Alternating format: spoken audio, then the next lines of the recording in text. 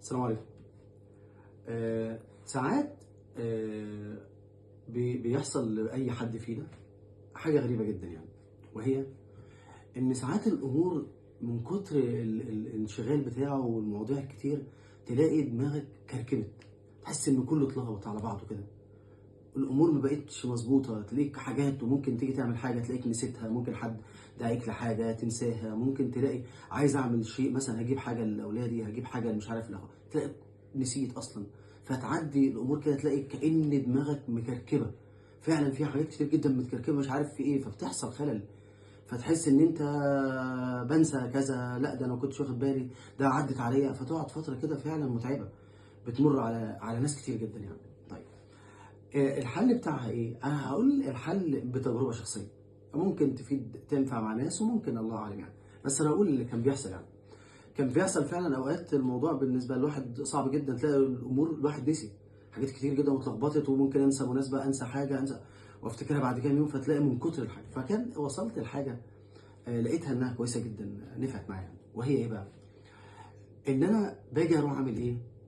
باجي في لحظه كده اروح جايب كل حاجه اللي في دماغي، اي حاجه في دماغي، واروح كلها كاتبها، اي حاجه في دماغي كده كاني بفضي دماغي، بروح كاتب اي حاجه كاتبها، هعمل كذا هعمل كذا، أنا المفروض اعمل كل حاجه كاتبها، اي حاجه كبيره صغيره اي حاجه، بروح كاتب كل ده في ورقه، بفرغ كل اللي في دماغي بفضيه. وبعدين بعمل ايه بقى؟ بروح مرتبه اولويات، يعني ايه؟ مطلوب مني النهارده كذا كذا كذا كذا، بروح واخدهم كده في الاول، وبعدين مطلوب مني بكره كذا، مطلوب مني بكره كذا، بقعد حوالي كام يوم كده، فابدا بقى من اول يوم كده مثلا الصبح، مثلا تاني يوم الصبح بقى ببدا بقول ايه، ده مطلوب مني النهارده كذا وكذا وكذا كذا، ببدا بقى اقول ده اتعمل اروح مسحه، ده اتعمل اروح مسحه، ده اتعمل اروح مسحه، ده اتعمل اروح مسحه، خلاص كده ببدا بلاقي ان اليوم عدى بكل حاجه. اجي تاني يوم نفس الكلام اللي هيتعمل النهارده، ايه؟ كذا كذا كذا اعمله واشطبه اشطبه اشطبه اشطبه، اقعد حوالي 4 5 ايام، الاقي دماغي فعلا فضيت وترتبت كويس جدا، ومفيش حاجه اصلا رايحه مني، عامل بالظبط زي ما حد يكون الدولاب كله متبهدل كده ومش عارف ده فين وده فين، فبيروح منظمه مرتبه.